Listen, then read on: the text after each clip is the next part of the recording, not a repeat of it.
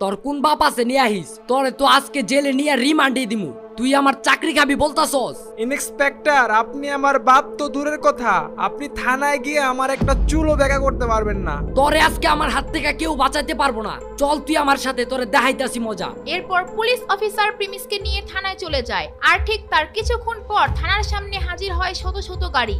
Sir আপনি কারে ধরে নিয়ে আসছেন? কেন, কি হয়েছে? কারে ধরে নিয়ে আসছি মানে? স্যার আপনি প্রিমিস চৌধুরী ধরে নিয়ে আসছেন।